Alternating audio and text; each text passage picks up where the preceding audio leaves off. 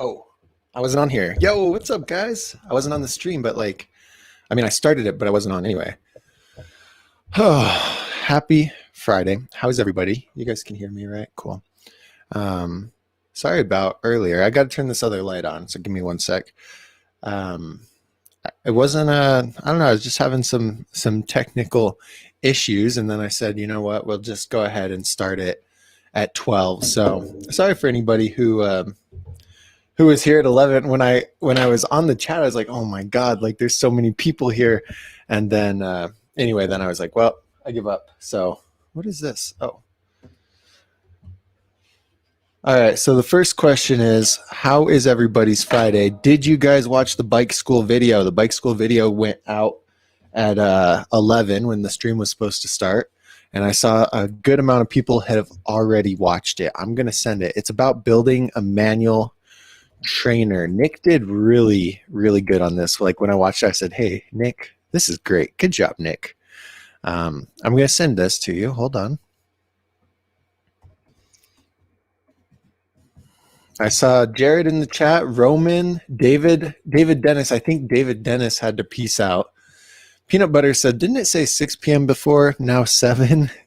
Hey, we're almost at 500 subscribers on the Bike School channel. If you guys haven't subscribed, I never ask for subscribers, but go ahead and subscribe. Nick and I are sad every day when we look. We look at it and we're like, oh man, only 450 subscribers. 60 now, 460. Beekzot, Jared, Herb, Roman, David Dennis, Raider Al. Name said, oh, Name, this is so nice. Name says, I can't wait. This is the best part of my day. Name, you are awesome, man. Thank you so much for letting thank you so much for making this the best part of your day. You're dope, man. Thank you. That's really cool to see. Roman says, I think he needs extra planning time. Well, so what I did this time, Roman, is I went ahead and I scheduled everything like ahead of time. So like I scheduled this week's, I scheduled next week's. The week after, that third Friday, what is that? The 21st, I'm not sure if I'll be able to do a live just because we'll be in Phoenix filming. If I can, maybe it'll be one on my phone, like a quick one on my phone while we're riding, or I don't know what. So I don't know if 21 is going to happen. So I didn't schedule anything for the the 21st, and then scheduled the 28th. And then this one wasn't working this morning, and I was like, bro, come on. So it's so frustrating. Who is this? Yiko. Yiko says, hey, I'm back. I don't know if you remember me. Yiko, how could I not remember you? Yiko used to be one of the most, what's the word? Persistent. He'd come to the live streams all the time. And then Yiko was slacking. Yiko, I hope you're doing well, man. Sabaeth, Sabaeth, I love you. Sabaeth is one of my best friends in El Paso, and I don't know what he's doing now. We don't ride anymore, Sabaeth. We need to ride more.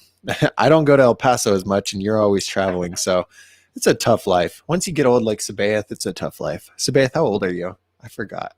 He's young. He's actually young, but wow, it's crazy. Yiko's back. It's Caden says, yo, what's up? It's Caden. Now, Gabe says, last stream you recommended the We the People Nova. I got it, and it's awesome. Are there pegs you recommend for the bike? Gabe, that's good that you like the Nova. That's definitely good. Yeah, and I don't normally recommend the Nova, but in your instance, it seemed like it would be a pretty solid bike for you based on where you're at with riding and everything. Pegs, I don't ever like. Here's my thing on pegs. Now, you guys can disagree. Some people definitely disagree. For the most part, most pegs are going to be the same. You just need to choose between plastic pegs or metal pegs. Pegs with a plastic sleeve or pegs that are made of metal. The metal ones are going to last a lot longer, but they're not going to slide as good on all surfaces. The plastic ones you can grind on just about anything, and they don't last very long though. So that's kind of the thing. Now, brand wise, I think they're all pretty much the same. And I also think pegs are very expensive. Like what? The Colt butter pegs are $20 a pop. That's $80 for 4 pegs. That's crazy. That's crazy to me, I guess. I think that's crazy. So anyway, that's my thought on pegs. Just find some pegs, decide if you want plastic or metal. You can choose between different lengths. I don't think that matters that much. And yeah, that's it. So Raider All had a good question here. I skipped it, but now I'm back at the top. So I'm going to start at the top. Should I start with the story? Do I even have a story for you guys? Oh, I do. I do have a story. So while I'm telling the story, if you guys have any questions, throw them in there. But look at this. All right. So this I got for you guys. Well, I mean, obviously it's for me, but it'll be from better videos, different videos. So it's a chest mount, right? You guys, I'm sure you've seen a chest mount, but it's for it's got a phone adapter instead of a GoPro adapter because I don't have a GoPro. And a lot of the videos that I put up, I've been putting my phone in my pants, like in the belt waistline, and then I'll just film from there. And it's not bad, honestly. And like your shirt sometimes gets over the camera, whatever. And I was like, I'm going to get this, and then I can just chest mount my phone and ride with it. And look at this thing. Well, and I kind of don't like it on it already, but let's see. So we got our phone in the chest mount. Look good. Okay, you see it? Look at that. Okay, but here's the problem. This is tight as it'll go, and it's flippity flopping around. So I got to figure that out. It's a Chinese hunk of junk. Yeah, it's as tight as it'll go, and it's still. Anyway. So once I figure that out, these will be really cool POV videos that I can do, and it'll be better than the phone in the pants, but not if it keeps flipping down like that. I don't know. Do you guys know? What do you guys think? Is there any option here to make this not happen? It uses the GoPro mounting deal. Like, this is how GoPros connect different GoPro mounts. And like I said, it's as tight as it'll go. Maybe I need I wish they had a solid one.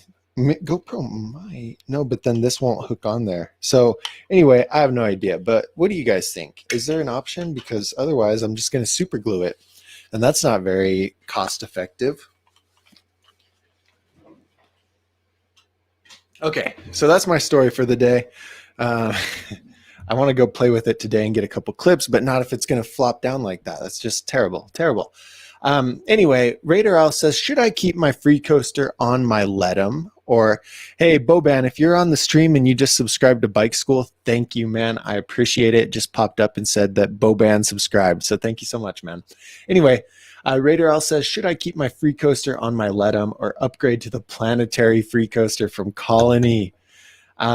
Raider Owl, I think this is my thing. Okay. I really, really enjoyed riding the BSD Revolution when I did. My biggest issue with the free coaster is the slack.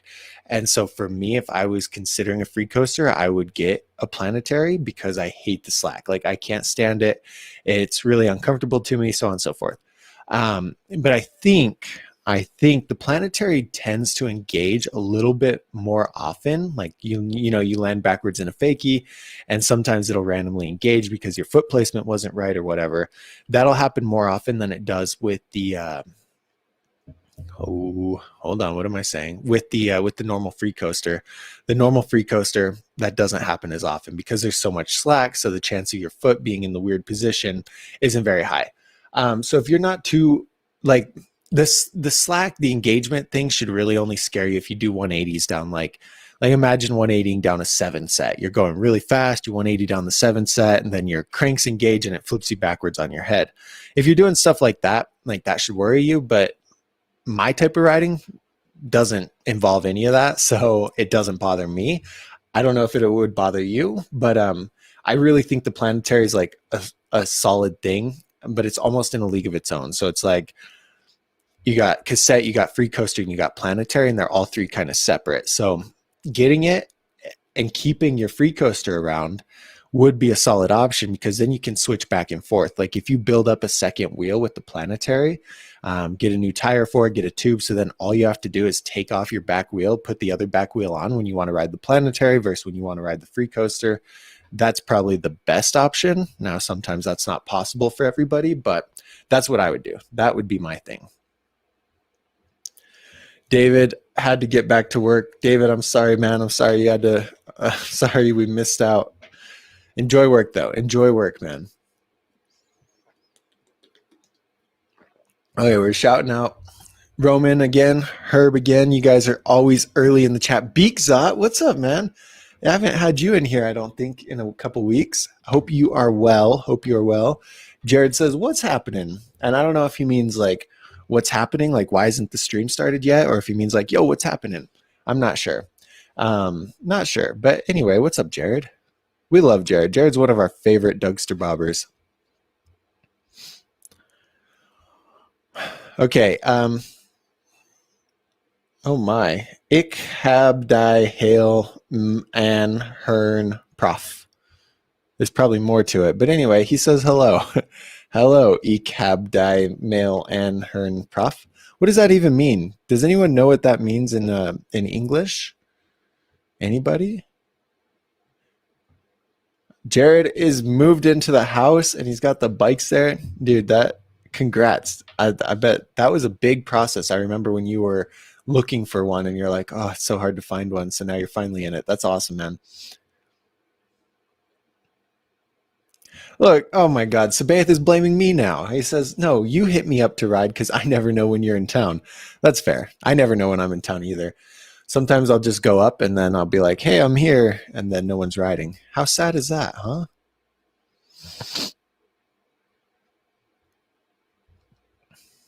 Hey, David is back. What's up, David? He says, I got the demolition market cranks in, just waiting on the 24 millimeter bottom bracket to come in.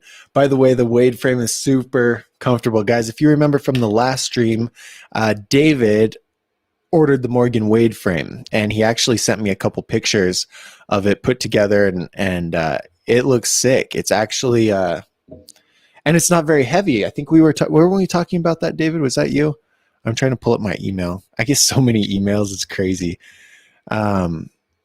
Let's see. Yeah, dude, the Wade frame with the gold stem and the gold rims looks beautiful. I love it. Super hyped for you, man. Super hyped. And 24 millimeter cranks. That thing's going to be a beast. Okay, JPO Gabe is asking, should I get hub guards also? And this is about his earlier question about pegs. Gabe, I think back in the day, I used to say like, no, hub guards are a waste of money.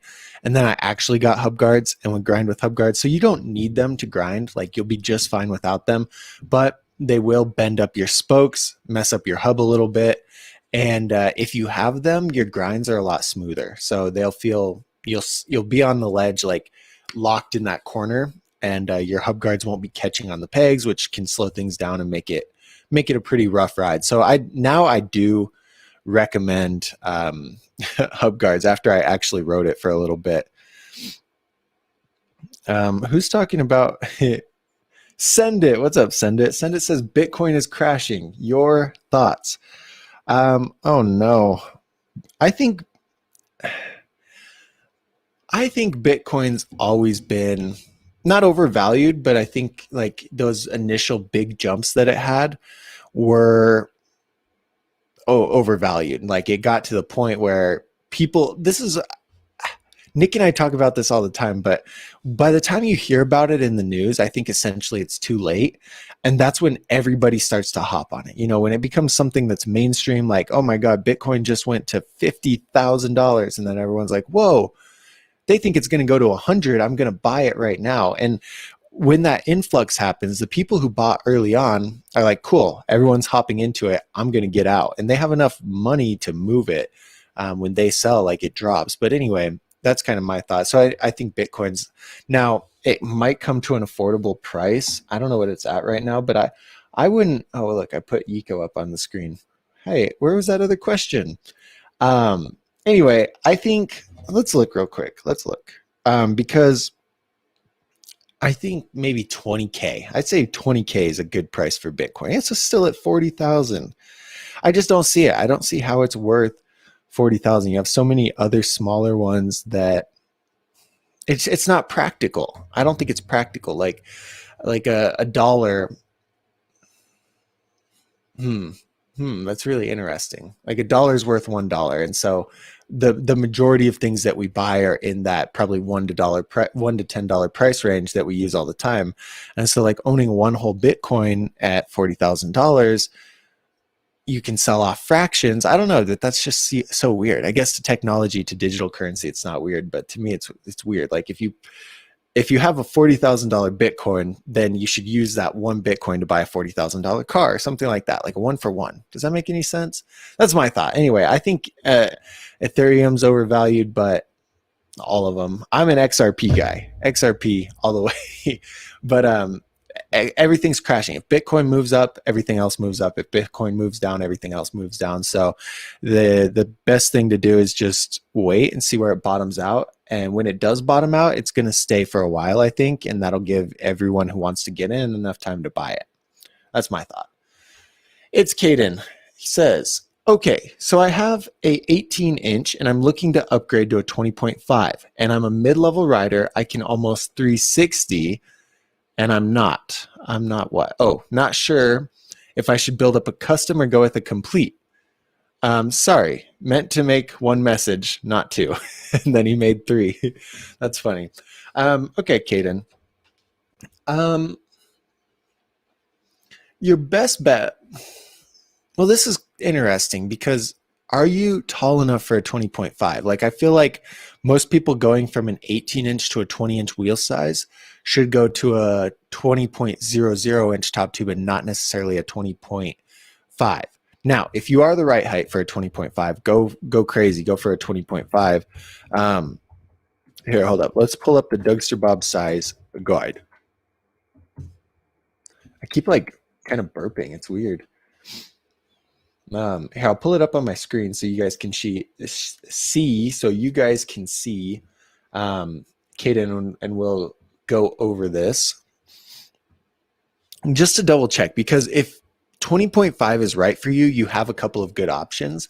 If 20.00 is the better size, or 20.25, there's no good options for you as a mid-level rider. So here we are. Hello, DougsterBob.com. Oh, look at all these. I need to turn the ads down. During holiday seasons, you turn the ads up because ad spend's worth more. Your earnings per milli is worth more, but I need to turn them back down. And this just reminded me. That's not too bad. Anyway, Caden, so if you are, look, 20.5 is going to be perfect for someone who's 5'6" to 5'9". And that's pretty tall, especially if you're on an 18-inch right now. I imagine you're probably closer to like this, probably closer to 5'3", maybe even a little bit smaller, where you should be on a 20-inch. So that's the thing. So if the answer is I should be on a 20.00-inch, like that's the right size for me, go custom all the way. And I actually have a form here. Let me see if I can, I don't know how I can send it to you. I'll probably, trying to think, because it guides you through building a custom 20-inch, like 20.00. It gives you a link to buy 165 millimeter cranks. It gives you a link to buy a shorter reach stem. It gives you a link to buy shorter handlebars, and it guides you through building up that bike by giving you a link for literally everything. Like, here, check this out. And it's part of my email list, but I don't know how I could get it to you, Caden, you know? Oh, hold on. That's not what we want to see. Hold on. Okay. So anyway, Caden, so assuming if 20.5 is actually right for you, get the weed the people envy. That's really high quality. It's 20.5 option. So go with the 20.5 option. And that's your best bet. Best bet, hands down, especially at your skill level, because anything else that's a little bit lower quality and more affordable is going to be 20.75 or 21. So anyway, if you want to build a 20-inch, look at this. This is so handy. Pick any frame from here. Obviously, it's going to go to Dan's comp. But these are all 20.00-inch frame options, okay? And if you want to make your life easy, you could just buy a build kit, buy the frame, buy the build kit, and you are done. If you want to make your life a little more complicated, you'll pick some forks from here. These are general offset forks. If you want, these are bars here. And then anyway, it just walks you through everything that you need to know to build your own custom for a smaller rider like you. I'm just trying to think how I could send that to you. Does anybody want this? Like, if anyone's interested in this build guide, even though it's just for smaller people, like, let me know. Caden, I guess just let me know if that's something you want, and then I will. I can figure out a way to get it to you. But if not, go with the 20.5. You know what I mean? Oh, good question, Herb. Herb says, will you do more riding videos on your YouTube channel? Yes, I plan to. Here's the thing. I think that's something I'm going to start working on more now. August, September, October, November gets really busy with like bike reviews because everyone's buying a bike for Christmas and things like that. And so then at the beginning of the year, my focus kind of shifts to like ebook content. I want to do more riding content, bike school stuff. And so anyway, that's kind of, I guess, Herb, one of the things. A lot of my riding goes on bike school and not necessarily Dougster Bob, because Dougster Bob is more geared for getting people into the sport and not necessarily about my riding. But I do want to vlog a little more. It's really hard, especially where I'm at, because a lot of it I go out and ride by myself, and that's not as fun. When I go to El Paso and all the homies ride, then it's a little bit more fun and you can actually make a video out of it. But it's really hard to make a video when it's just me out by myself. You know what I mean? So yes, it's in the plans for sure. It is something I'm going to do, Herb. I just don't know when. I got to figure out a structure that works really well for me and that actually gives you guys some kind of value. So Jared's going to mount his bikes in the living room. Sick. I put mine in my bedroom just for this prop, like just so that when I'm making videos, you guys see a bike in the background and you're like, oh, he must ride bikes, even though I don't. Just kidding. I do ride bikes sometimes, I swear. Also, we're going to rebrand Instagram and TikTok and Facebook, and get going with that like really hard. So that's generally where a majority of my riding stuff goes. Herb, back to your question, not necessarily on YouTube, but anyway, that's what's going on.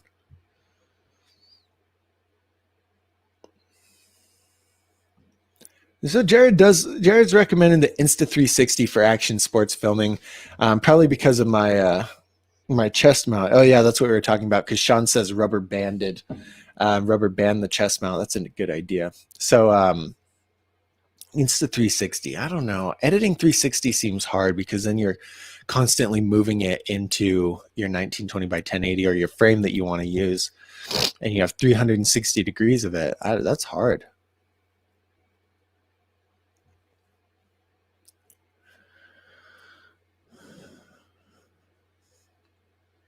Wow, John B says sexy. Thank you, John. Thanks, John. Uh, hey, you know what's weird? If you guys hang out in the bike school chat, we get all the sex bots that are commenting like provocative emojis, but I never get that in mine. I just get John calling me sexy. Interesting. So I don't know. I don't know which one's better. Okay, Gabe says anything else I need. No, what I always tell people to, I've been trying to drink my water for a minute. What I always tell people to do, Gabe, is just ride the bike and enjoy the bike until things start to break. Now, some people preventative replace parts way beforehand. I just wait, and then I'm like, hey, my sprocket's making a funny sound. I think I'm going to replace it. And hey, oh look, there's a crack on my cranks. I better get new cranks. That's how I've always been, just because it's like, why fix what ain't broken? That's the motto. And no, I don't think you need anything else. Now, over time, as you progress and everything else, you'll probably want to upgrade to double wall rims. Maybe you want taller bars. Like, there'll be a bunch of things, but then the options are totally yours. Like, you can buy stuff that you just want and make the bike your own, make it custom, you know?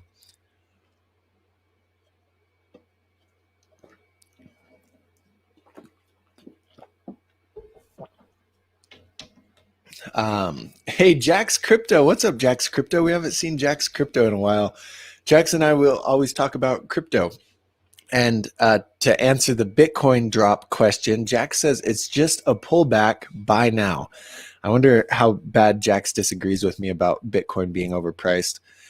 Hey, Stuart. What's up, Stuart? I saw Stuart hanging out in the other live that didn't work out, but now Stuart is here. Stuart is a master bike mechanic, guys. So if you guys have any master bike mechanic questions, Stuart can help you out. All right, David had to get back to work again like 10 minutes ago. So have fun at work, David. Dude, thank you. You guys, you know how much it means to me that you guys will like take the time out of whatever you're doing to come here and hang out for a little bit. Like, I really love that. You guys are awesome.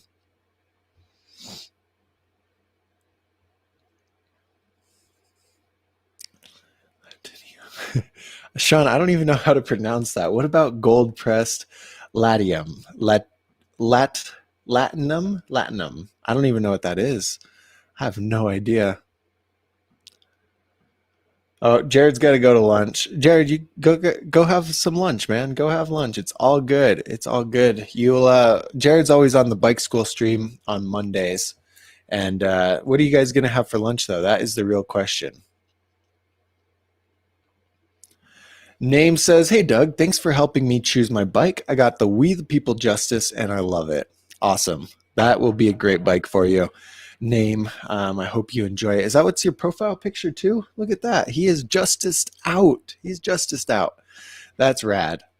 I love helping you guys get bikes. See, so now I've got like 2 in the chat on my journey to 1,000,000. So I don't know. We're probably around like 3,000 people, helping 3,000 people get a bike. And that's a long ways from 1,000,000, but we'll get there. We will get there.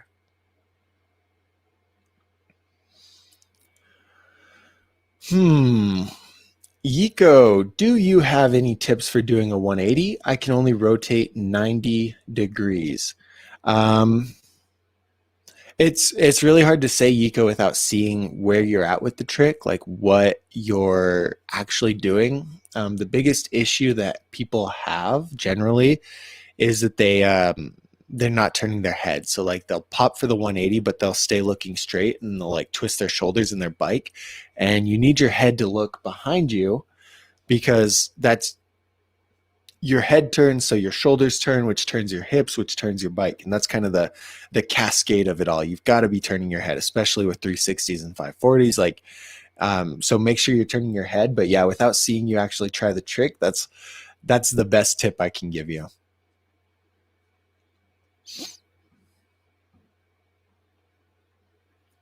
B Nasty's commenting on a bike school video. He's not in the live.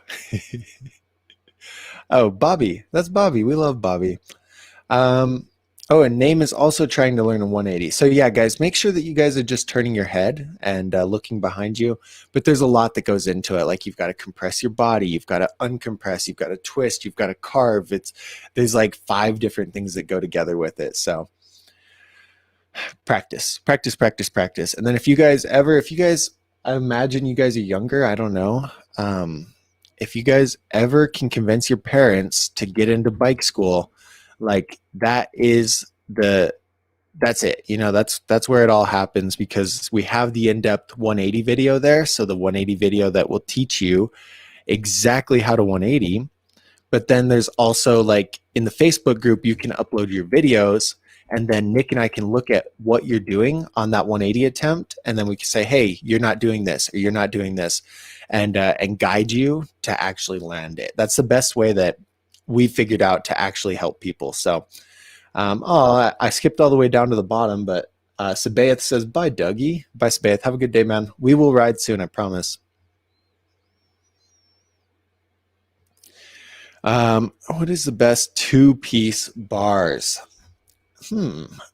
Beckham, I think any bars that you go with, so that are a main brand. So like Rant, Mission, Salt, those are all lower tier brands, and they're going to be a lot cheaper. So the bars from those brands are going to be a lot cheaper. They're not going to be they're probably not heat treated. It depends on the bar, but heat treated and just different things like that. So any core brand that you go with, like Odyssey bars, super solid. Any Odyssey bars, any S&M bars, any Sunday bars, any any main core brand, the bars are going to be great. The biggest thing you should worry about, Beckham, is the specs and the geometry. So like, do you want 29-inch wide bars? Do you want 30-inch bars? Do you want 9-inch rise? Do you want 8-inch rise? Do you want 5 degrees of upsweep? Do you want 1.5 degrees of upsweep? That's what's going to make the biggest difference once you pick the bars, because they're mostly quality wise, bars don't break very often, especially main brand aftermarket bars. They just don't break very often. So it shouldn't be a huge concern as to what bars you get. Like, support the brands that you love and then worry about the specs more than anything. That's what I would say for you. Jalen Moore. Now, I think Jalen Moore is a Brant Moore spy. I don't know. Jalen Moore sounds like Brant Moore. What are your favorite grips and tires that you've ever run?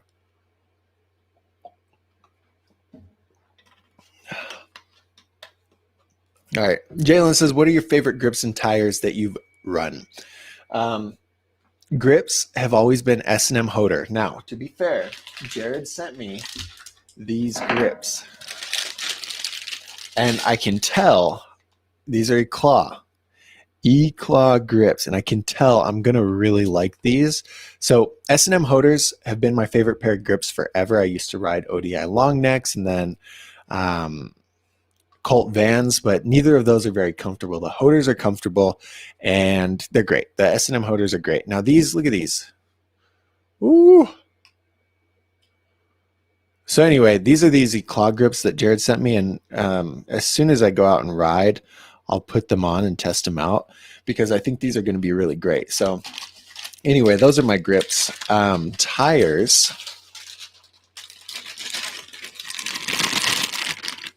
Sorry. Tires. I've always been a huge fan of Demolition Momentums. I accidentally ended up buying them, I think, because the skate park I was riding, the indoor park in Tucson, didn't have anything else. And I was like, okay, well, I guess I'll try these. And then I just stuck to them. They're light. They only weigh 16 ounces a piece. So generally, any tire that you switch out to get the momentum, you're going to be saving a good amount of weight. They're cheap. They're about $25 a piece. They're not folding, so they're not Kevlar, but they're 110 PSI max. I ride them at 80 and I've never had an issue. Some people have an issue when they run them at over 100. But at 80, I've never had an issue. And those are my favorites for sure. Demolition Momentums, the best. Now, our good friend at Dan's Comp, Mike, is saying that the Stolen Hive tires are amazing. And they did a really good review on them on the Dan's Comp YouTube. So maybe you want to check those out. I do want to test out the Stolen Hives and just see how I like them. But Momentums are my favorite for sure. So.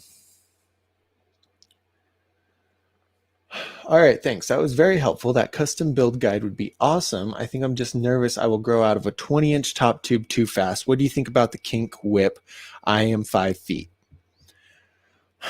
Yeah, if that's hard because I don't have little children. I don't have children at all, right? So I have no idea how fast kids grow. It's really hard. Like sometimes they just next thing you know they're really tall, and then sometimes they just slowly grow. That's hard. Like that's like me trying to know how to work on a Ferrari. I don't know anything about it. I don't know how fast kids grow. I don't know. Anybody in here have kids know how fast they grow? You guys think Caden's going to outgrow this bike really fast? He's 5 feet. And how old are you, Caden? Did you say 13?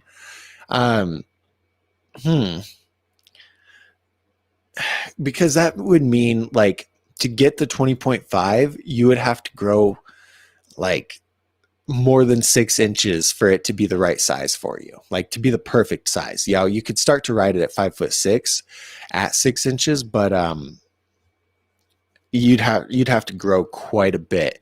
So I don't know what your timeline is. Like, is it a year? Will you grow that fast in a year? Hold on, let's ask Google.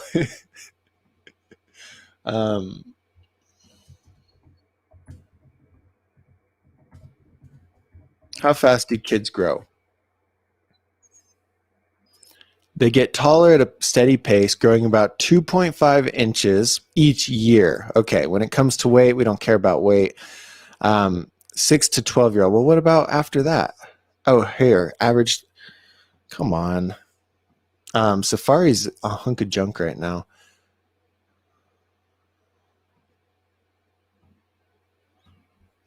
Okay, Why? Look, why isn't it telling me the answer? 13 months. We don't want to know about look at this. You guys, it's with this new Mac. Safari's. Oh, look here. Okay. Typically, in the intense phase of growth, or the 3 years between 12 and 15, heights are about 4 inches per year for boys. So, that is interesting. Look at the Google bar. It's all broken on here. That's crazy. Um, wow, that's tough. That is tough, Caden. I don't know, man. I think he's 12. Okay. Um, hmm, hmm, hmm, hmm. I'm looking at the comments to see if anyone's got some insight here for Caden with how fast he's gonna grow. Here's what I'm gonna just say, Caden. I think it's best if you go the custom route. I think that would be the best bet for you. It's going to cost a lot of money, but the parts on that bike are going to last very long, right? You're not going to have to worry about them changing. And so when you do eventually grow, let's say a year from now, the 20.5 option is best for you, and you already built up a custom 20-inch, all you'd really have to do is buy a 20.5-inch frame, and then you'll be set for another couple of years. And I think that would be the best option than going with like the kink whip is great, especially for the price, because when you talk about this custom price, you're probably going to be spending like $1,300 on the bike, and that's a lot. That's like 3 kink whips. So, but with that being said, the custom will probably last as long as 2 or 3 kink whips, and so if you get just a 20-inch because you think you're growing to be 20.5, growing to the size where 20.5 is right for you very soon, then I'd get a lower quality 20.00-inch bike, knowing that you're going to upgrade later on and get something like the kink whip or the We the People Envy. But if you're going to get something that's almost too big for you, and then grow into it, I just think that the amount of time you're spending from, like, let's say right here's when you grow into the bike and right here's where you start with it, like this is a long time to be on a bike that's not necessarily the right size, and it could hinder your progress. And another thing that happens with people that are riding an 18-inch bike is that when they go from 18-inch to 20-inch, even if it's a 20.00, the 20-inch, like the bigger wheel size, that's 2 inches extra added on the wheels. The wheelbase is a lot longer by 2 inches or so, and it makes it really hard for you to do the tricks that you can already do. And so, like, I see kids go from 18 to 20-inch, and then they hate BMX because BMX is all of a sudden way harder than it used to be, and they just don't have as much fun riding anymore. And so that's why I really stress for these smaller guys to get a 20.00 and not a 20.5. Like, as from a parent standpoint, financially, it makes sense to get a 20.5 because they're going to grow into it. But that's an extra half an inch of wheelbase. That's an extra half an inch of top tube. Like, that's going to make it really hard for the kid to ride at the level they're riding on the 18-inch right now. So it should be baby steps, even if you're going to be spending a little bit more money overall. So I do think the 20.00 is the way to go. And then as you grow, get a 20.5 frame. I'm going to upload that sheet to Google Drive, and I'll just send the link in the chat. So if any of you guys want it, I guess you can have it. What you'll have to do is make a copy to be able to download it, though, because I'm going to lock it.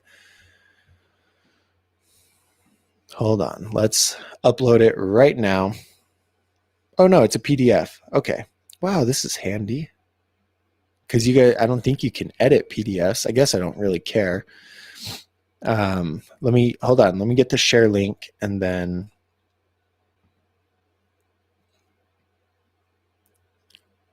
only people with you open can open this link. Okay. Only, oh wait, I want,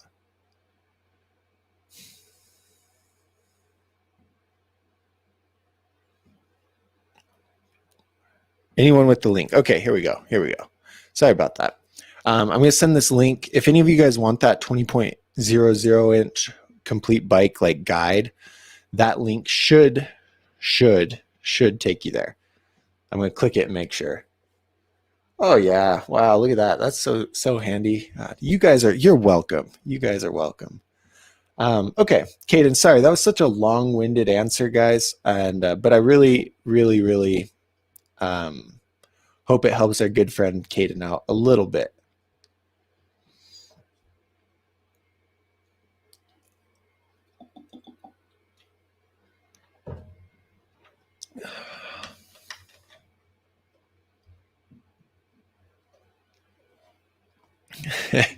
Roman says, everyone in chat say what bike you have. And if you guys weren't in the chat when he said that, do it right now, because I'd be really curious to see it. I'd be really curious to see it. Oh, Sean says that this is a Star Trek currency. I've never watched Star Trek. I've watched some of Star Wars, but never the whole thing, and some of Harry Potter. I get people get mad when you haven't seen stuff like that. I'm sorry. Justin, any tips for visiting a skate park for the first time? I feel like I will be the old guy. The kids are going to wonder, WTF I'm doing there. Um, Actually, it's funny you say that. So I have a handful of different ebooks, and I'm putting them all together in like a progression power pack. And it's going to come with the Big Book of BMX Specs ebook, 6-week foundation ebook, and complete guide for beginners. And that kind of walks through a little bit of the skate park stuff. But I'm also going to do 7 different exclusive videos to come with all of those. It'll be a $20 power pack. And one of those videos that I have is first time visiting the skate park. Here's what you need to know, and here's what you need to work on. And I have it planned out. So when I make that, Justin, hopefully you're still like in the live streams and stuff. And so you'll see it, or if you're on my email list, I'll send everyone that information when it's finished. And but anyway, that's funny, because I wasn't sure if that was a pain point that people had. I wasn't sure if people like felt that way. I know I felt that way for sure, and I still feel that way even when I go to a new park, even though I'm an experienced rider. Let's see, I gotta drink more water.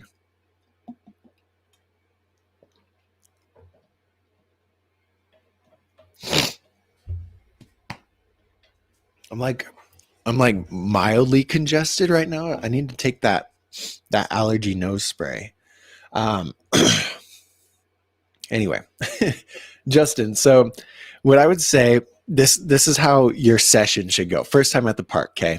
First time at the park, leave your bike in your car, go walk into the skate park. And you might get some weirder looks this way, but it's okay. Just walk around. And while you're doing this, take a mental note of what's going on where. Like if you see skater guy trying a tray flip over here and he's nowhere near landing it, but he's working on it, like keep that in the back of your head.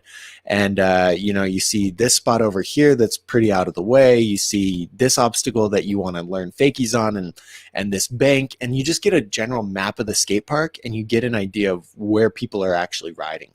And that map of the skate park is very important, because sometimes you'll be riding around and you'll jump out of the quarter thinking that it's a quarter, and you'll look down and it's a spine, and then you're like, oh my god.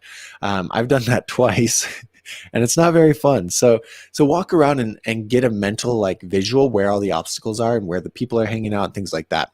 And then once you do that, go grab your bike, come into the park, and just start riding. But now when you go into ride, make sure you're staying out of those areas that you noticed beforehand where people are trying tricks. I've seen it a lot of times where a new person, skater or biker, whoever, will come to the park and get in somebody's way who's like a regular there. And it's so crazy to see. I don't know if it's subconscious or if it's conscious, but from the rest of like the time forward, that guy can never get a run in because everyone will go right before him. And I think it's on purpose, obviously. But it's like the respect gets the respect. And I think a lot of newer riders at the park, you just don't know when people are going. Like park awareness is something that takes a while to learn. And it'll really ruin a session for you if you accidentally get in the wrong person's way. And like I said, I've seen skaters, this happen with new skaters, new bikers, and everything. So just have the park awareness, and when you're going, know where you're going and know where people are planning to go before you go. That's really the only thing, man. Take it in sections. work on like individual spot tricks in an individual area. And then if the park opens up, you can kind of cruise around and take the whole park. I don't know what your park looks like, if it's a bunch of bowls or what, but the biggest thing I'd say, just go scope it out first and then have a mental note of where things are happening to try and avoid those areas. Now, as things move around, right, you're able to move to areas that aren't being ridden. Like at my park, there's a flat spot. Okay. The flat spot, the most important spot to roll along at high speeds when you're trying to go somewhere. And all the skaters at my park, the flat spot is the best place to stand and try ollies. And so anyway, it's very tough to get a line in there. But then sometimes they move from this flat spot over to this flat spot. And so then my session moves from over here over to here. And so you just kind of got to migrate, especially on a bike. Like if you hit a small skater, it's like a freight train. I've done that too. And it's pretty crazy. So anyway, Justin, just have fun though. Have fun too. I'll let you know when I get those videos out though, because I'll make them, they'll help you. They'll be very helpful. Sean's just getting back into riding 20 years later too. I love that.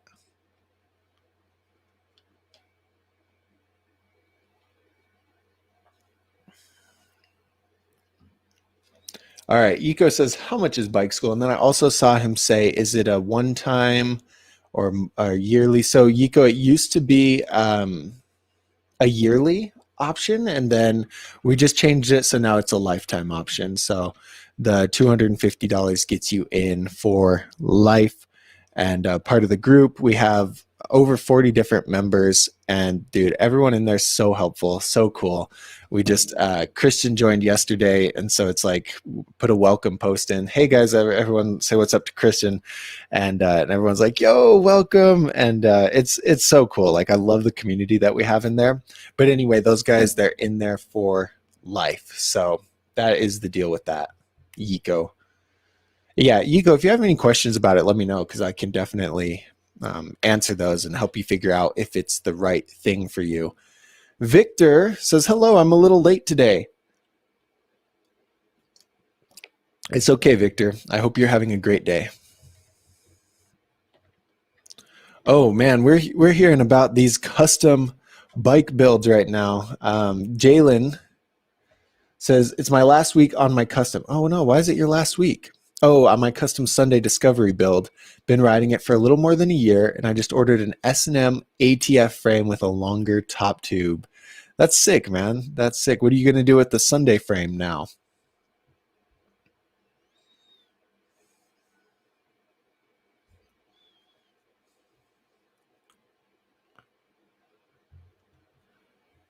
Blue. What's up, Blue? Blue says, is a Sunday Scout for 400 pounds a good deal? I know from your review you wasn't impressed by it, but at this discount price, is it still worth it? I don't know what that is in like in terms of dollars, because it doesn't convert straight across. Bike prices don't. So it would be like, I'll have to find it. Wait, did you say Sunday Scout or Sunday Primer? No, I'm going to say no, just because it's the Sunday Scout.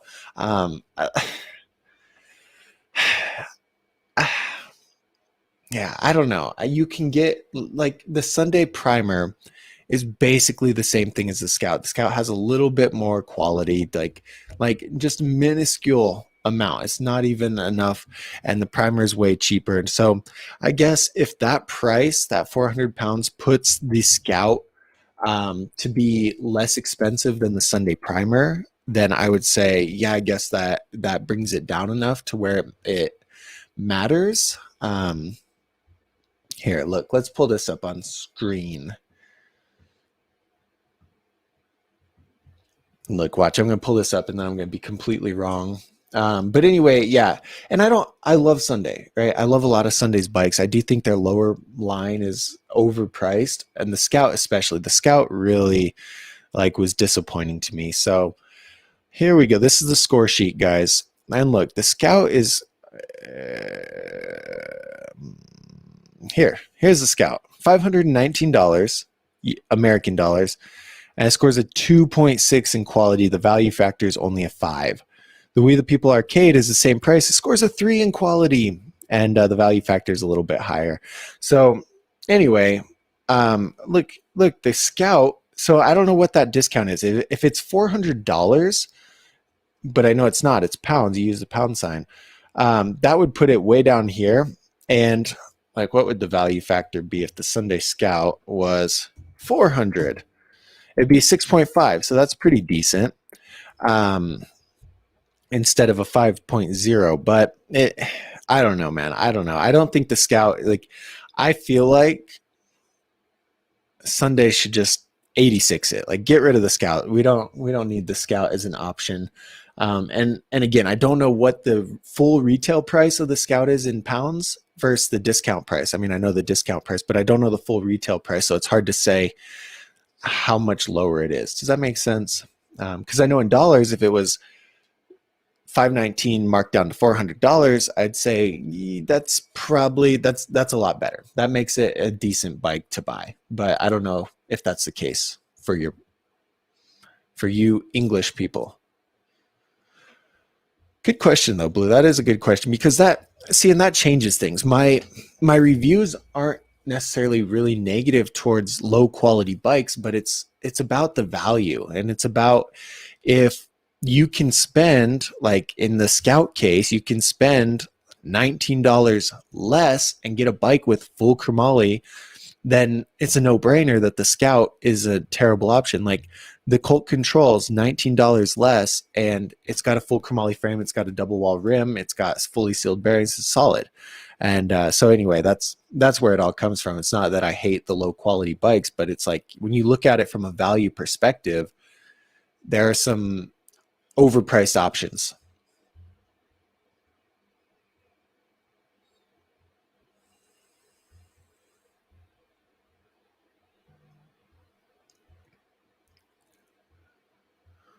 Okay, I'm just going through. I'm looking for some comments. Looking for the comments. What's up, Rado? Who is this guy? Rado.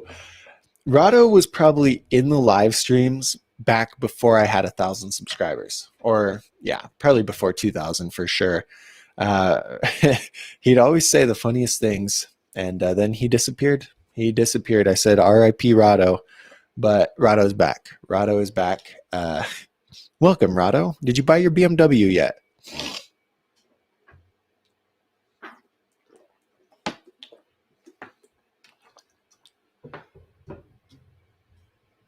Okay, let's talk about Stuart's bike build. Sweet tooth frame. Good frame. Very good frame. BSD acid forks. I love BSD. Shadow Chula Tula stem. I don't know about that. I've broke a lot of Shadow stems. Federal Drop V2 bars. 9.5 inches. Stuart, how tall are you, man? How tall are you? Eclaw Vent Sprocket. Volume 22, 48. 22 millimeter 48 spline cranks, BSD Jonan pedals with Path Pro tires. Sean's over here with 2 bikes. Sean's got a Gary Young Special and the Malum. That's sick, man. You got the 2 different bikes.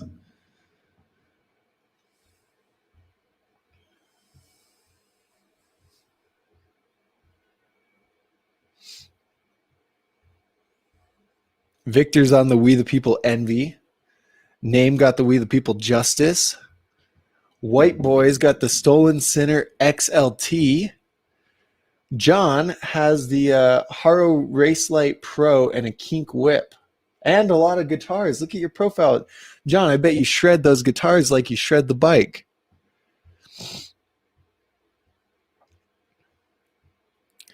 Yiko. See, this is where Yiko came from. Yiko was the guy. Yiko. And in 25 words, summarize your experience with Time to Shine. Summarize your experience, Time to Shine. Because this is where Yiko, that video has a lot of views. You're famous now. Not really. I mean, it has a decent amount. And what I love about it, anyway, so Yiko from Alive, he was talking about how he ordered from Time to Shine. and they said they're going to ship this day, and then they didn't, then a week later, and then they didn't, and then a week later they didn't. And anyway, so I clipped that as a live and I posted it as its own video. And there's a lot of people that had the same experience. So Yiko wasn't the only one. Now there are some people that had a really good experience with Time to Shine, and I think that should also be recognized. And but anyway, that's where Yiko, I remember now. Yiko, I remember. Stuart Burrows, hi, what are some good tricks to learn? And I got the bike you recommended me. Awesome, Stuart. That is sick. Some good tricks to learn. So guys, I want your opinion here. What do you guys think Stuart should work on first? Throw it in here. What do you think Stuart should work on first? And yeah, throw it in there, because a lot of you guys are at that same point. Like, what are you guys working on after just getting your first bike? What I'm going to say for you, Stuart, is I'm going to say to watch this manual trainer video. I'm going to send it in the chat, and then build one of those, because you should work on fakies, manuals, bunny hops. I think those are three of the most important things that you could work on early on. Here, this is what I'm going to do. This is an ebook that I wrote. This is the 6-week foundation ebook. And there's a section here at just that. There is a section just that, Stuart. So I'm going to pull it up on screen, and then we can look at it. Okay, so this is the ebook. This is what the cover. Oh, hello. Look at me doing a bar spin. We got a clock in here. How cool. But anyway, this is what the first part here is, to work on these tricks. Okay, bunny hop, fakie, manual. Oh my God, it has a there's a password protected page on there, and you guys can see the password. But anyway, hold on. Everyone's gonna scroll back and see it. Anyway, we'll change the password, because people who bought the book get this, if it shows up. That's funny. In the 6-week foundation, you'll get these exclusive videos, and they're just like 2-minute tips that kind of run you through the different tricks that I was talking about, the fakie, the manual, and the bunny hop. And so anyway, there's a password to that page. And hold on, let me go back to the book, because what you want to do, Stuart, is you want to start with those things. First off, okay, you just want to start with bunny hops, because they're going to build into, that's what I was going to show you. That is what it was. Because they all build into other tricks, okay? So like you have basic tricks here. And when you start out, you're working on manual, bunny hop, jumping, foot jams flat, pumping, fakie, exit rides, because all of these have very low risk. So if you get hurt, you're not likely to get hurt on any of these, right? And they build into these beginner tricks. So like you cannot 180 if you don't learn the bunny hop first. You can't can if you don't learn how to jump. And so they all go into each other. And so as a brand new rider, like these are the things you should work on first. And I talk about later how to kind of structure your session and do your lines in a way that will help you build on those skills, because obviously you're going to come to a point where you don't need to work on the basic tricks anymore. And you can just work on the beginner tricks when you're starting out, to warm up with the beginner tricks, and then move on to practicing the advanced tricks and things like that. So anyway, beginner tricks, okay? Beginner tricks, work on the beginner tricks. Manual, bunny hop, fakie are the easiest ones, and they all build into something. So, and even I just saw you can already bunny hop. Even if you can bunny hop, like every day in the book, that's one of the first habits I want you to build, is every single day work on bunny hops, because they just, if you can bunny hop 1 foot, you can still learn hop bar spins, but it's going to be a lot easier to learn hop bar spins if you can bunny hop 3 feet, right? It's just how it works. So building those up, even if you can already do it, that constant practice, like imagine how good you'd be at manuals if you spent 30 minutes every single day manualing for 3 months. You'd look back and be like, wow, I am a manual god. And that's just how it goes. So you got to put in that work. But those are the things I would recommend. Yo, did I see Beef BMX in here? What is up, Donovan? How you doing, man? Beef BMX is like he's in the lives a while ago, and now he is back here. And then I also saw our good friend Salvador Blanco. Awesome, guys. Awesome. Welcome. Happy Friday. I just got to go back and find these comments. I got to find these comments.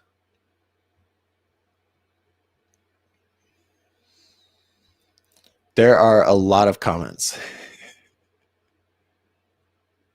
Lots of comments. Hey, Jared says bike school is rad. Jared, thank you. I love Jared. I love the sport. Jared's one of my favorite men. We have Thomas in there too. So Jared and Thomas are some of my favorites. Thomas is like the hype man. I was texting Nick. I was like, yo, Thomas needs a hype man position because anything, like, he's just so hyped on BMX. You know, anything that anyone does, he's hyped on it. And I freaking love it. I love the energy. Okay, cool. Guys, I had to scroll up a long way to get to the comments. But I'm here now. Now they just moved. Justin says, I appreciate the advice. You're welcome, Justin. You are welcome.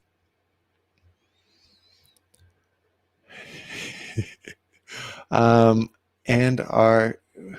Stuart says, do a review on the Mafia Kush K2 and our Mafia bikes any good? Jared says Mafia is poop mostly. Hey, what's up, Richard? Welcome to the stream, Richard. How you doing, man? Yeah, so where's the Mafia question? I'll just run on it real quick.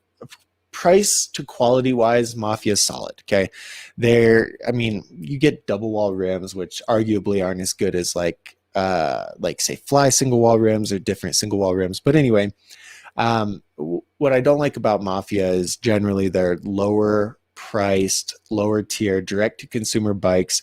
And the gist of it is what they're doing. So like Kink makes bikes. Kink sells it to a distributor who sells it to bike shops who sells it to customers. Mafia sells it direct to consumers. So their margins are a lot healthier. They make a lot more margin off of their bike sales, especially because they're really cheap, like Alibaba bikes. And so anyway, Mafia has a lot of margin. Now when Kink makes money off of their bike sales, they produce champagne, they pay riders to go on trips, they put on events, they put that money back into BMX. And what happens when somebody buys a Mafia, that money just goes to the owners, and you never really see it in the BMX world. So when you think about core BMX and you think about like what supports the dream of being a professional rider, the big brands like Kink, Sunday, even Hoffman, Mongoose does more than Mafia for the BMX economy. The Mafia doesn't do much. So in a scenario where Mafia sold all the bikes, right? Nobody else was able to sell bikes because let's say Mafia came out with a really good bike that was really affordable. People quit buying Kink, they quit buying Sunday, they quit buying Fit, and then everyone just bought Mafia. What would happen is the bike shops would inevitably, if they kept their business model, go out of business. Sponsored riders wouldn't get paid anymore, and we wouldn't have BMX. So that's a doomsday scenario, but they don't put their money back into BMX. So I don't support them. I don't really encourage people to buy them. Now, for a brand new rider who's generally smaller because they're 20-inch bikes, I'm pretty sure they're 20-inch. Actually, I don't know off the top of my head. I thought they were 20.00 inch top tube, but they might not be. If they are, anyway, it doesn't matter. It doesn't matter. For a smaller new rider, Mafias are fine. Like if it's your first bike ever, they're going to be fine. I just don't like the fact that they don't put money back in BMX. Yiko is going to start riding his bike and maybe join bike school once the snow melts. I couldn't imagine. Alexa, what's the temperature outside? Right now, it's 64 degrees here. Tonight, expect the low of 39. You guys living in the snow, I feel for you. It is tough. You can't go out and ride. You gotta You can't go out barefoot. You got to start your car before you go out and before you go and get in your car. Like, that is tough life. That is tough, guys.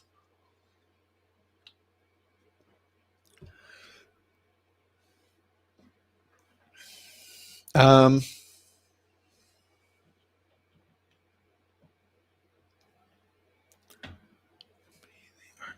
all right. Caden, another question from Caden. Caden says, sorry for all the questions. It's okay. It's okay, Caden.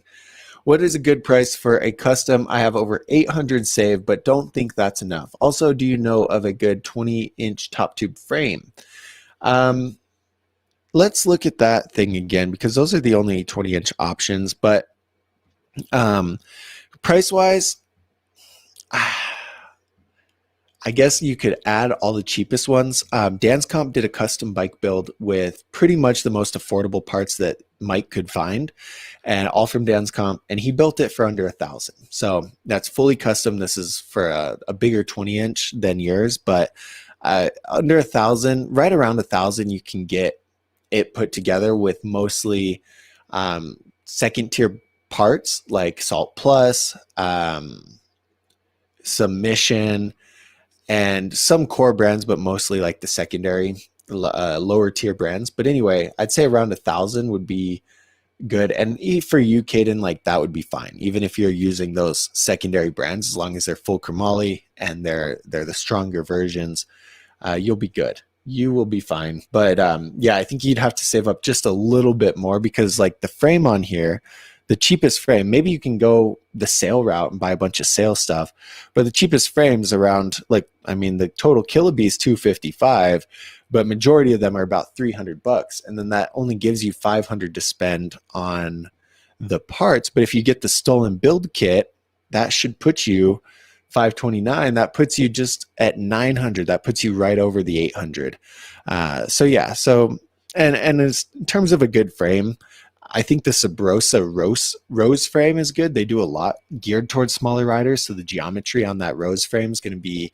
a little bit better for you, since you're a little bit smaller than, say, the Colt. The Colt Shorty would be good. Then say the Heaven's Gate frame, but yeah.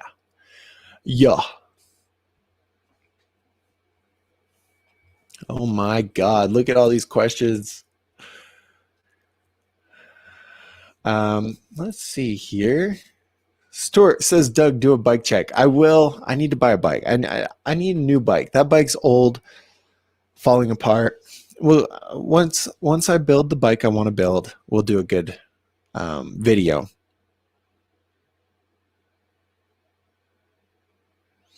Oh my.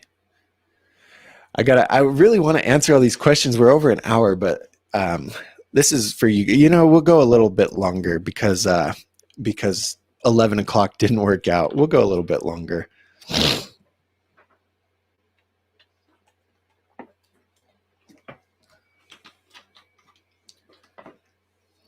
GM Craig says, is the Anthony Panza signature BMX good? That's the Cult Devotion, the Panza signature Devotion. One, I think the color looks amazing. And two, yeah, it's good. 21-inch top tube, 13.65-inch chainstay. So that bike is really long wheelbase. So you've got to be, I'd say, like 6 foot, 6'1", 6'2", 6'3", for that bike. If you're smaller, it's going to be pretty hard for you to control because it's going to be too big.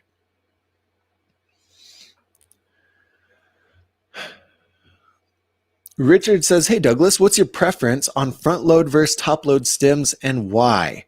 Oh my God, that was another thing in a different book. I personally, top load's the way to go, because I've got to pull up this picture. You guys are getting a look at all the ebooks right now. Hold on, let me pull it up.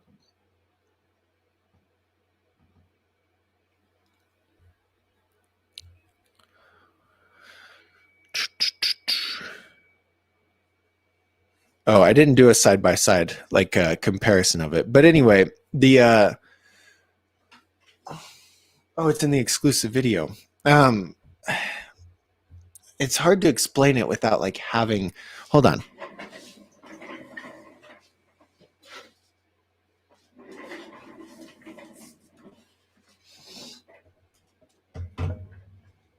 This is what I did in the exclusive videos for the BMX spec thing, but it's very hard to draw a stem too. But bear with me, guys. Hold on. Let me draw this stem because we got to answer this question. This is a good question. Oh my, that does not look like a stem.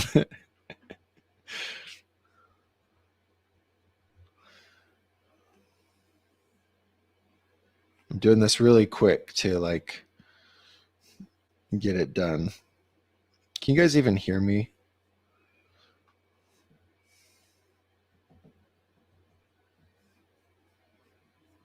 Okay. So Richard, this is why I like top load stems.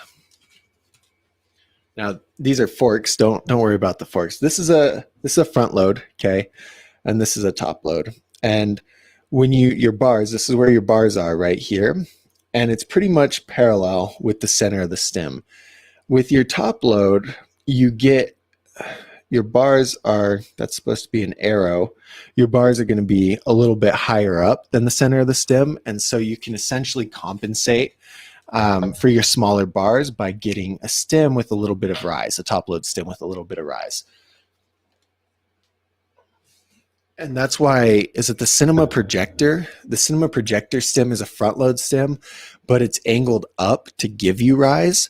But it looks like a front load stem. It looks ridiculous. I'm a hater on it, but some people love it. But anyway, that's why I like the top load. I like that it has some extra rise.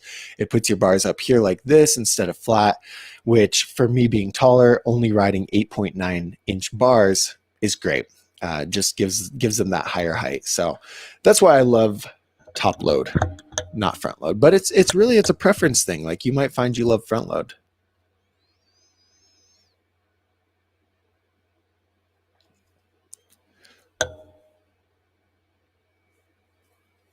And in that time, drawing on the whiteboard, my thing got moved down.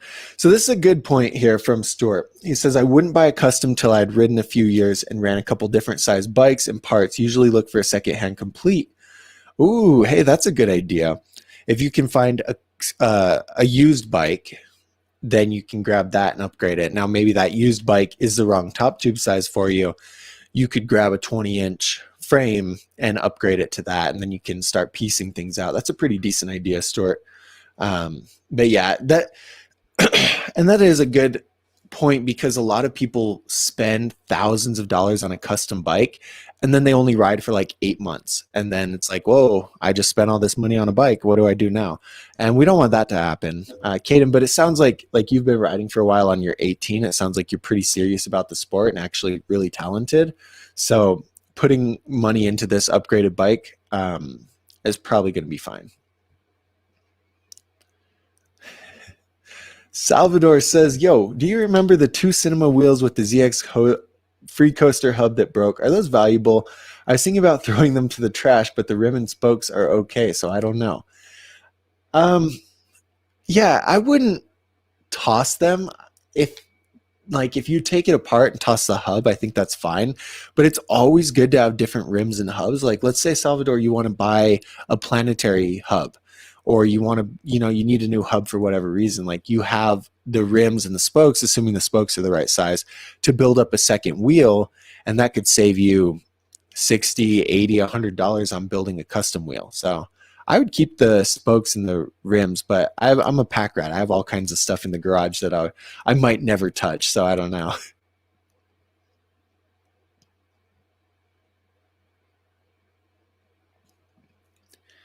Jared got some Colony Sweet Tooth forks delivered today. That's awesome, man.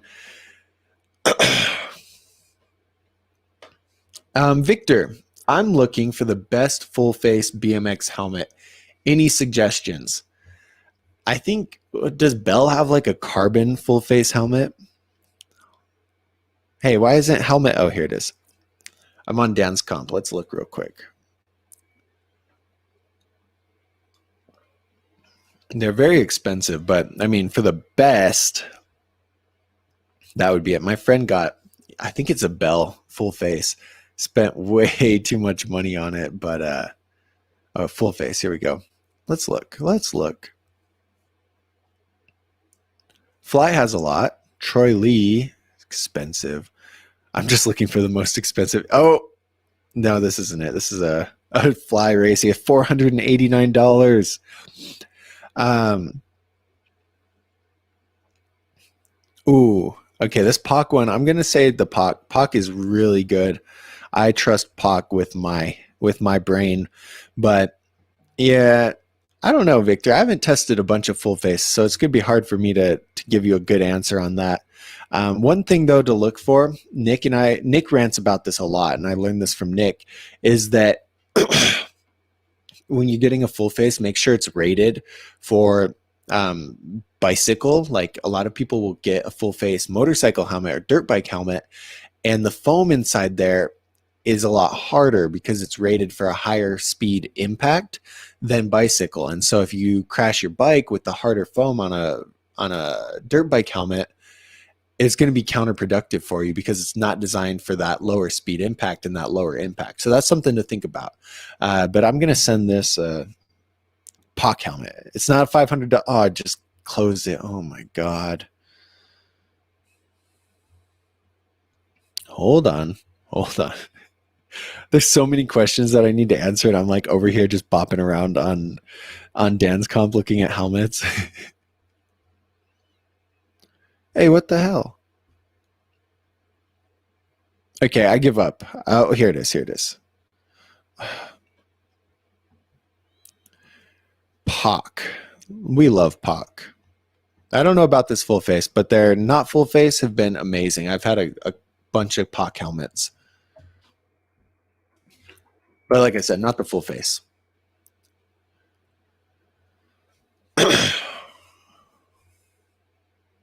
Hey, Toby's on Twitch. Toby's new to the stream. Hey, Toby, what's up, man?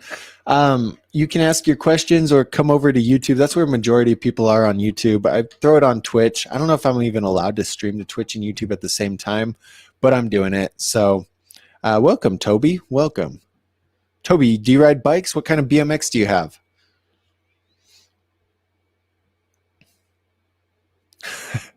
Jared, Bubba's. I love Bubba's. I'm gonna rant about Bubba's, but I'm not. Good choice, Jared. Good choice. I gotta scroll back up a bunch. Oh, just that channel. What's up? Just that channel popped in for a little bit and wanted to say hi, but he's got to go do some stuff. So he said hi, bye. Bye, just that channel. Bye-bye. Bro, so many questions. I don't think I've ever had this many questions going on right now. So that's exciting. That is exciting. Oh my God. And Yiko's talking about the time to shine. Okay, here, I've caught up to where I was at. I just want to go through all of these. And but damn, by the time I get there, they've all moved around. Beef BMX loves the setup. I think I already shouted him out, I think. What's up, Angel? Angel's trying to learn bunny hops. I actually have a bunny hop video for you guys. I'll send it to you. If you got a recommendation from me, you'll get an email to that bunny hop video. It's a how-to video. It'll help you guys out a ton. I know a lot of you guys are learning bunny hops. If you want the bunny hop video, just say, I want the bunny hop video, and I'll figure out how to get it to you.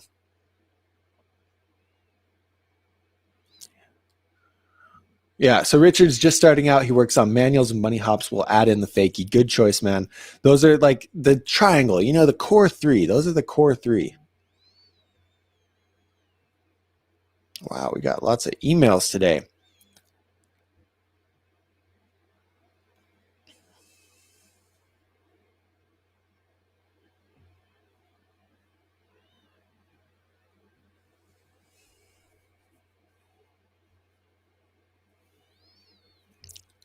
Flock.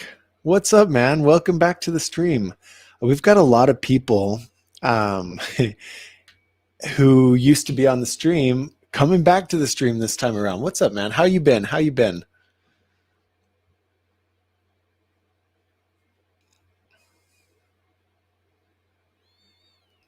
Sam says, hey, Doug, congrats on 9K. Thank you, Sam. I wanted to be at 10K by now, but, We're working on it, real slow, I mean, I don't know. I think it's relatively fast. If I look back at where I was at like a year ago, I don't even know if I was at 1,000 a year ago. So 9K is good. Well, 90K would be better. But thank you, Sam. Thank you so much.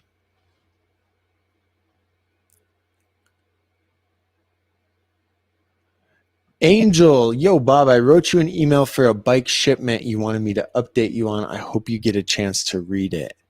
Angel, Angel, how long ago is that?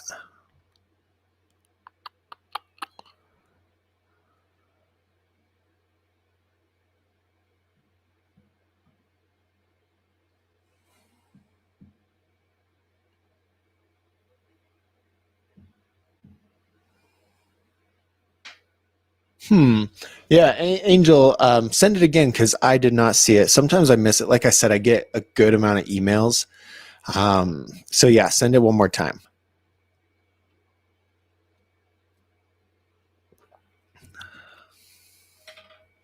It sounds like that Eminem song, Yo, Bob, I wrote you an email, but you still ain't calling. Got your number, Slim, is that the song?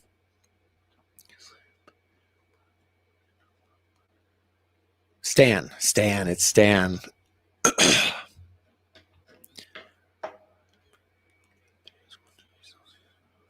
Ooh, Stuart says it's 1 degree Celsius. Oh my God. 17 degrees in Chicago. Yeah, what's your temperatures at, guys? Use the winter time to hit the gym. Yeah, that's smart. When you're not able to ride, go out, still get that form of exercise, build up your muscles, build up your cardio so that you can hop on the bike and shred. Nazar says, "Hey, I want to get into BMX. I've ridden some of my friends' bikes. Overall, I really like the sport."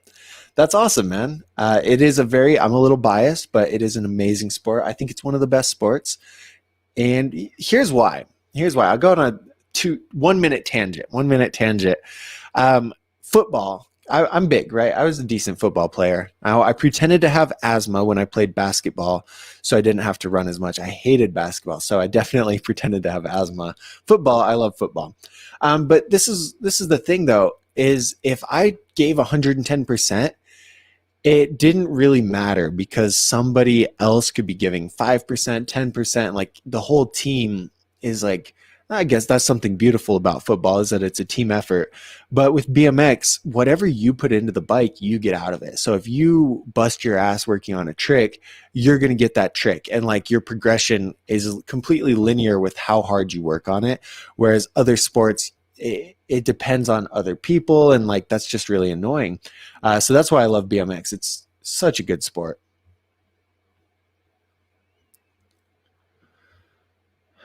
Stuart says, "Hey Doug, have you ever considered mountain biking?" Yeah, I have. One day I'll buy a downhill, like a dirt jumper, not a downhill, a dirt jumper. I'll buy a dirt jumper because I have a lot of fun hopping on them and riding them around. It's so different for me than BMX. It's very different, just because I'm not used to it. But big dirt jumps are a lot more fun on a dirt jumper than on a little BMX.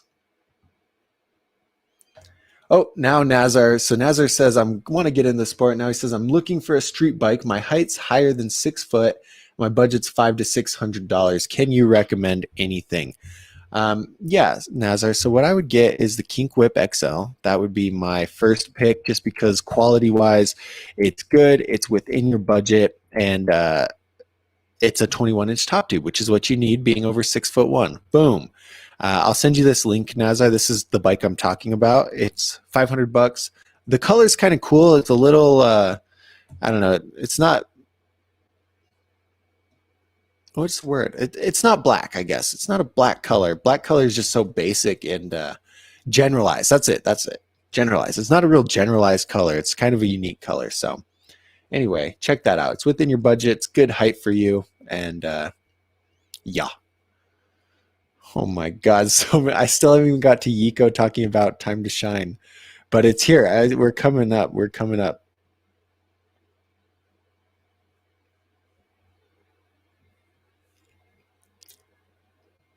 Hold on. Almost there, guys. Almost to the comments.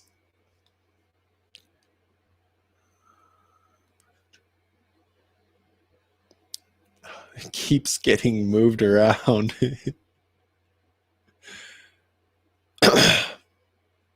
Hey, you got Jared and Stuart's phones. Jared, your phone's always dying. And in the bike school chat, we were talking about iPhones versus Android. And you know, your iPhone wouldn't die. Just kidding. They all die. They all die. All right. I'm still just looking for the comment. It's I get skipped down to the bottom and then I gotta like scroll back up to find where I was at. Because guys, like you guys know, I always say this, but this is for you guys. This is so that you can get answers to your questions because I know BMX is confusing and there are a lot of questions. So I want to give you guys this time to answer every single one. We're almost at an hour and a half. This is for the live was supposed to start at 11 and it didn't start until 12. So now we're just going to do a marathon live. We're doing a real long live. I'm going to answer all your questions. But I've got to find the freaking questions. Okay. You keep throwing in the comments, guys. You guys are going off. I love it.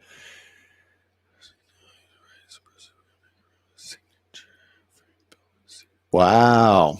Angel's riding the Rim signature bike and he wants to build it up from there for his serious bike to start his journey again. So you're back to riding. Angel, how long ago has it been? I can't remember.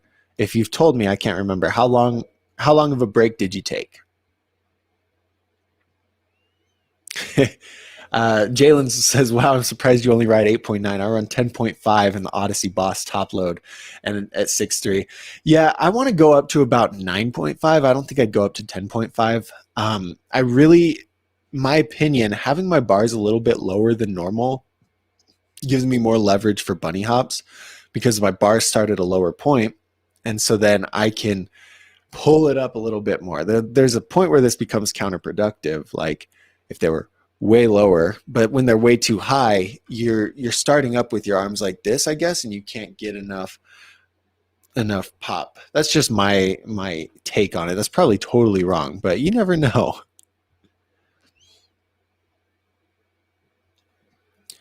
Angel, are you in America or are you in Canada? Where are you? Because if you're in America, I always recommend Dan's Comp. We work together on a lot of different things, but they have a good mission for growing the sport, just like me. So we work together a lot. We work together a lot, and then they had a rough patch. So there was a while there where they were, I think the company got sold and a lot of orders didn't get fulfilled. And so now that they're up in full swing with this new owner, it's a family owned thing, but it's a huge company that owns it now. It's huge.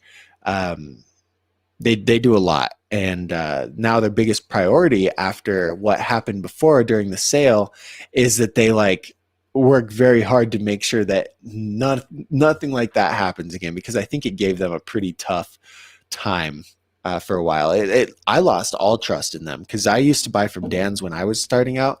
Everything, like my bike back there, I spent $1,800 on it from Dan's and then all this happened and I was like, oh, I don't trust them anymore. But then they got back into it. They hired a lot of the old guys back who used to run it, and they're great. They're all so great to work with.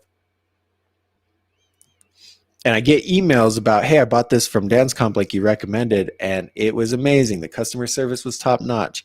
Actually, Salvador's in here in the chat. Salvador had a hub issue that should have been Kink's issue to fix, but Dan's Comp went ahead and took care of it. And I was really impressed with that. So is this even, am I ever going to find, Isoflux been missing my stream by minutes. Hey, that's a good point. If I would have ended this right at an hour, you probably would have missed it. But we're going along. We're trucking an hour and 29 minutes. Okay, I think I missed. What is his name? I missed Yiko's comment, and I really wanted to see Yiko's comment and get to it, and then I missed it. Hold on. So now we're gonna find Yiko's comment here.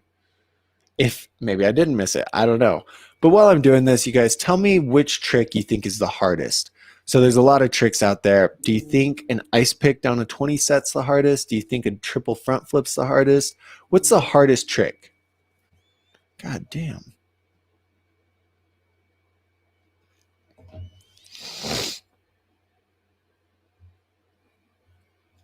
Okay, I don't know. Yiko's comment is gone. But anyway, you guys read Yiko's comment about what happened with Time to Shine, and that was a crazy deal. Just so many comments. Oh, my thing, I'm going to say the hardest trick. Imagine a double backflip turn down. Crazy.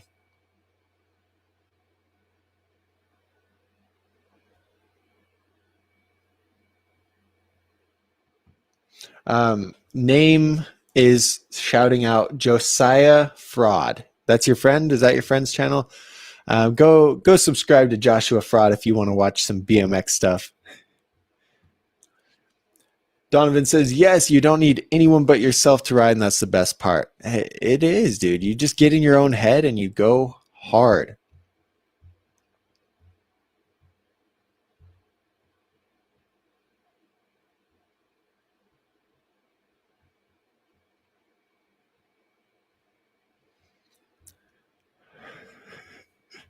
Sean's in here with the bike eye bone tongue emoji.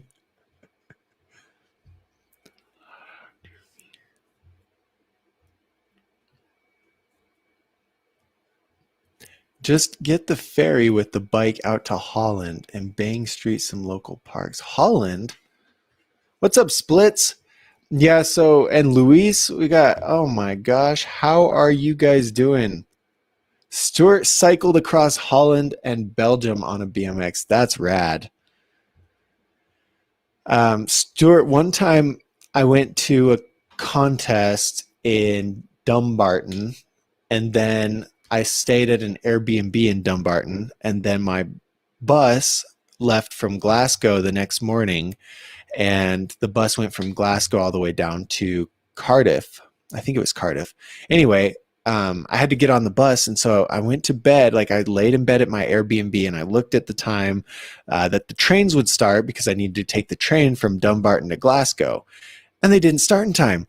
The trains didn't start till like 9, and my bus left at 9, and I was like, oh my god. So I woke up at 6, and I got my backpack, my bike bag, my computer bag, everything on my back, and then I just started riding. And I rode from Dumbarton to Scotland. I don't know how long it was. I had to ride on the M1, and that was crazy. Um, anyway, the moral of the story, it was a long, let's see, how long is this? I really want to look because I can't remember. But the moral of the story, no, I can't tell you guys the moral of the story. That's the kicker. It's a 30-minute drive. It's a 22 mile. It's 22 miles. I took the bike route. It says it's an hour and 24 minutes. I guess that's not that bad. It's a long time on your bike standing up, though. And then I got there to the train station 15 minutes after the freaking bus left. So I missed the bus. And I was pretty sad. I was very defeated. It was a tough, oh, that was tough. So then I took the train. I spent £50 to take the train to Birmingham to meet my bus, and then I lost my train ticket. I had to buy another ticket. Terrible. It was just terrible. Donovan, are you still working on tail whips, man? You've gotten a couple though, right? That's good. It'll just go up from there. It'll just go up from there. Stuart, if you had a channel just documenting these journeys, I think that would be so cool. Like that's something I want to do. That would be rad. I'd love to watch it. Angel's back after a 6-year break due to a back injury in a dirt bike accident, but he's back. That's crazy. Back injuries are serious, man.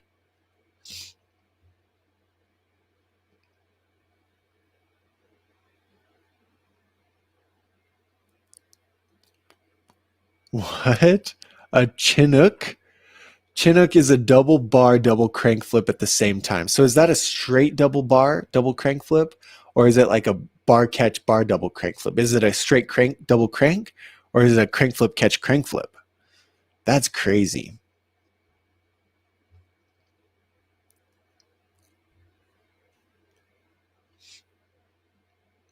Angels in Puerto Rico. Yeah, close enough, man. I don't think about Puerto Rico as American country, but it is. I mean, it's territory. What is that like? Is stuff really expensive over there? Or not so much.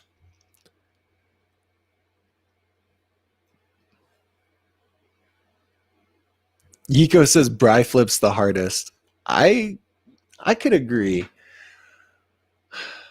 I've tried bike flips, but a Bry flip, how do you twist your bars, right? And then you yeet it around, but that hurts your shoulder. All right, guys, this was a great stream. If there's any last minute questions, throw them up on here. Glossy, what's up, Glossy? Double bar, double crank. Wow, that is crazy. All right, cool. Well, you guys are rad. This was a super fun stream. Big shout out to what is Sophie Randall saying? Void.fy. Look, there's a sex bot. We were talking about you, Sophie. We were talking about you. Anyway, great stream. You guys are awesome. I want to shout you guys out, but hold on. I got to send a message. Hold on. I can use emojis on my Mac, but it's a very slow process. It's very slow. This is for Sophie. Even though she's not doing emojis, she's just doing links, but oh. Put your favorite bike emojis in the chat, guys. Favorite bike emojis. And Yiko, thanks for coming back on the stream. Yeah, big shout out to Yiko and Stuart and Name and Beef BMX and Glossy and Lewis. Oh, what's up? Lewis is saying, what tricks should I learn before bar spin? Lewis is always on the stream, so big shout out to Lewis. Lewis, you should work on, I'd say, bunny hops, X-ups, tire grabs. Are you doing hop bars? Bunny hops would be the biggest thing. Like there's nothing that goes straight into a bar spin, I guess, except no-handers, X-ups, T-bogs. T-bogs would be pretty good. All of those. Anything that takes a hand off and gets used to putting a hand back on and moving your hands around, stuff like that. Stuart says pull-up bar. And while that could get you the concept of the bar spin, I think that pull-up bars form bad habits for a lot of people because when you actually do a hop bar, the timing's a little bit different. But if you're having trouble figuring out how to get the bar spin around, the bar spin, like the pull-up bar, will get you through that. But you might have a harder time learning hop bars just because the timing's different. So yeah, oh, you can already pull up bar, dude. Send it. Just make sure your bunny hops are pretty good, and send it. Peanut Butter says, "Do you respect mountain bike?" Yeah, man, of course. But 2 wheels, man. If it's got 2 wheels, even scooters. I think scooters are hard for me, but it's like any kind of action sport takes dedication and it takes an insane amount of persistence because it's not something you learn overnight. It's not something you learn in a day, a month, usually not even in a year. So same with mountain bikes, same with scooters, same with rollerblade. Like anybody who puts their life at risk in a sense to learn tricks on a, I say bike, but rollerblades and scooters aren't bikes, on something else, to learn tricks on something else, like that's respect, respect for all that. Even skateboard. I don't love the skateboarder attitude, but skateboarding is hard, very, very hard. So super respect to that. Name says, love that channel. All right. You guys are awesome. Shout out everyone hanging out here in the stream. You guys have a good rest of your day. Bike School Live on Monday. We go live on Bike School. Check out the manual trainer video. And that's it. That's it, guys. Have a great rest of your day. Thank you so much for hanging out with me. And we'll see you next time.